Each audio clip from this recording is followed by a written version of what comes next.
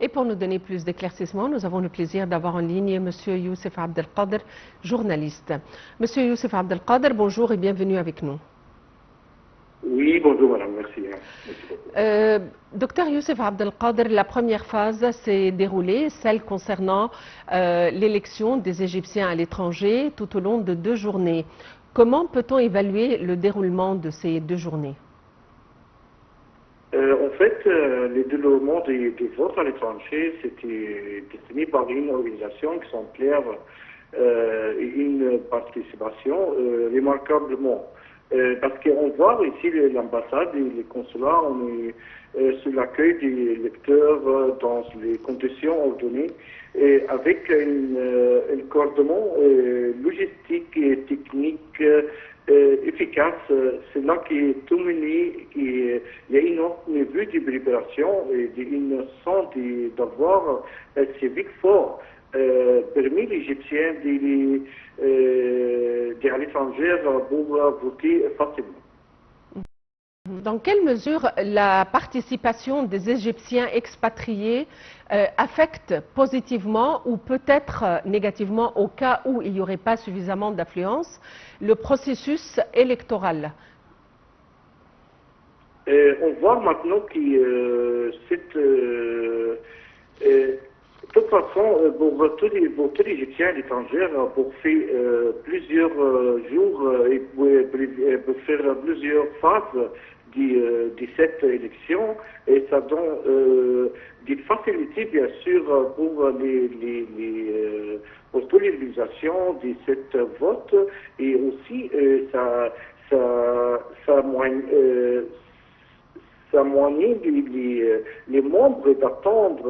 Maintenant, avant, on voit tous les Égyptiens et ça prend plus de temps, et maintenant ça passe vite et ça facile pour tous les Égyptiens, et bien sûr on n'oublie pas qu'il y a les distances pour tous les lecteurs qui vont aller sur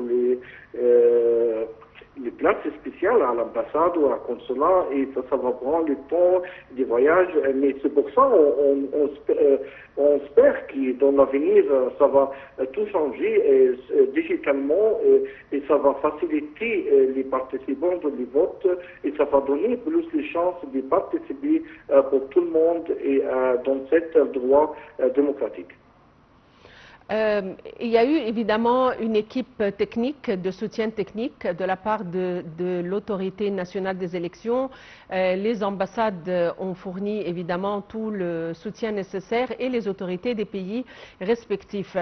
À votre avis, est-ce qu'il y a eu des enjeux, il y a eu des problèmes, ou est-ce que tout s'est déroulé en règle?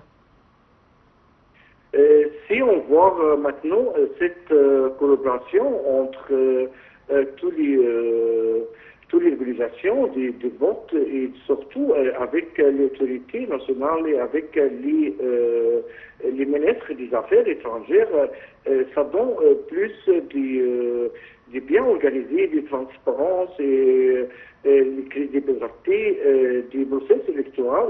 Cette coopération, si 20 sur 24, c'est garantit les résultats rapides, et éventuellement ça montre l'engagement de l'État à garantir un vote équitable et fiable, et ça c'était bien pour tous les gens qui travaillent ensemble, et ça montre cette collaboration qui s'est bien passée, et ça c'est super intéressant de travailler tous ensemble pour faciliter pour le peuple égyptien, pour le peuple.